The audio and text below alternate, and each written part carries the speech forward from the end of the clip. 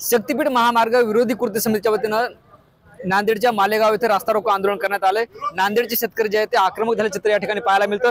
शक्तीपीठ महामार्ग होऊ नये अशी या सर्व शेतकऱ्यांची मागणी आहे। आपण बघतोय हा नांदेड वसमत महामार्ग आहे आणि या रस्त्यावर जे आहे ते शेतकरी आक्रमक झालेत आणि शेतकऱ्यांनी आंदोलन सुरू केले, ठिय्या आंदोलन सुरू केले। हा जो शक्तीपीठ महामार्ग जो आहे तो रद्द करण्यात यावा अशी मागणी शेतकऱ्याची या ठिकाणी आपल्याला पाहायला मिळते। या ठिकाणी असंख्य जे आहेत ते महिलाही या आंदोलनात सहभागी झाल्यात। खरं तर यापूर्वी या स्थानिक शेतकऱ्यांनी या शक्तीपीठ महामार्गाला विरोध केला होता, मोठं आंदोलन केलं होतं। मात्र 2 दिवसापूर्वी मुख्यमंत्री एकनाथ शिंदे नांदेडच्या दौऱ्यावर आले होते, तेव्हा ते माध्यमांशी बोलताना असं म्हणाले की शक्तीपीठ महामार्गाला कुणाचाही विरोध नाही आणि त्या अनुषंगाने जे आहे ते पुन्हा महिला आक्रमक झाल्याचे चित्र आपल्याला पाहायला मिळतं आणि ह्याच महिलांशी आपण बातचीत करण्याचा प्रयत्न करणार आहोत। तर काय सांगाल, आपण आज आंदोलनात सहभागी झाला, मागणी काय? माझी मागणी आहे शक्तीपीठ महामार्ग रद्द झालाच पाहिजे। आमच्या शेताची आणि घरादाराची मुलाबाळाची सर्वांची राखरांगोळी व्हायली। या निमित्ताने आम्ही कुठल्याही पद्धतीत कुठल्याही परिस्थितीत जाऊ देणार नाही, म्हणजे नाहीच।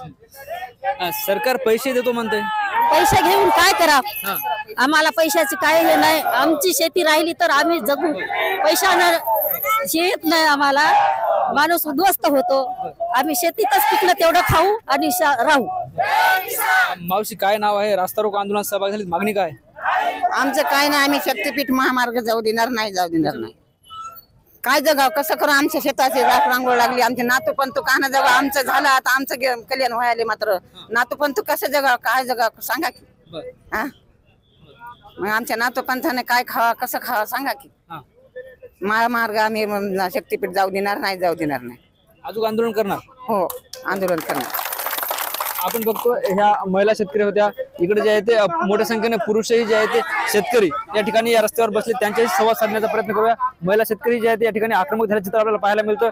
शक्तीपीठ महामार्ग आम्ही कोणत्याही परिस्थितीत जाऊ देणार नाही अशी त्यांची भूमिका आपण या ठिकाणी पाहतोय आणि आणखी काही शेतकऱ्यांशी आपण या ठिकाणी संवाद साधण्याचा प्रयत्न करणार आहोत। आपण बघतो या ठिकाणी मोठ्या संख्येने शेतकरी सहभागी झालेत। आता काय सांगाल, आपण आज रास्ता रोको आंदोलन सुरू केलं, काय मागणी? तोपर्यंत आपण थांबणार नाही। आमची राष्ट्र मागणी आहे की शक्तीपीठ महामार्गाला आमचा सर्वात कडक विरोध आहे। शक्तीपीठ महामार्गाने कदापि होऊ देणार नाही। सरकारने शेतकऱ्यांनी आम्हाला कुठल्याही प्रकारचा विचारात न घेता हे मनाने सगळं काही काम करत आहे आणि ह्या रस्त्याला आमची पूर्ण या रस्त्यामध्ये आमची पूर्ण सुपीक जमीन जात आहे, त्यामुळे आमचा या रस्त्याला कडक विरोध आहे की जर सुपीक जमीन आमची गेली तर आम्हाला रस्त्यावर यावं लागेल। आपण बघतोय हे शेतकरी रस्त्यावर आहेत, त्या ठिकाणी आंदोलक आहेत। मला सांगा दादा, काय मागणी आहे, कोणत्या मागणीसाठी आंदोलन सुरू आहे? काय मागणी? आता शेतकऱ्याची इतकीच मागणी होती आम्हाला किंवा आम्हाला जे शक्तीपीठ जाणार आहे ते आमची जमीन कमीत कमी शेतकऱ्याचे 2 एकरवाले 3 एकरवाले किंवा 1 हेक्टरच्या मधातल्या जमिनी आहेत ते संपूर्ण संपत आहेत। आणि आजचं व्हॅल्युएशन जर बघितलं शेतकऱ्याचं तर कमीत कमी 7 लाखावर कुठं तुटपुंजी किंमत आणि 3 पट देतो, तोंडी 5 पट देतो म्हणून जे काय सरकार म्हणत आहे ते सरकार आम्हाला त्या सरकारचं शक्तीपीठाचं मान्य नाही असं सर्व शेतकरी आज इथं जे रस्त्यावर उतरलाय फक्त एकच म्हणणं आहे, शक्तीपीठ रद्द झाला पाहिजे। निश्चित आणखी काही शेतकरी आहेत, आपण बघतो शक्तीपीठ महामार्ग रद्द झाला पाहिजे या मागणीसाठी शेतकरी आक्रमक झालेत आणि कोणत्याही परिस्थितीत आम्ही शक्तीपीठ महामार्ग होऊ देणार नाही यावर जे आहे ते शेतकरी ठाम असताना पाहायला मिळतात। ज्ञानेश्वर लोंढे, TV9 मराठी, मालेगाव, नांदेड।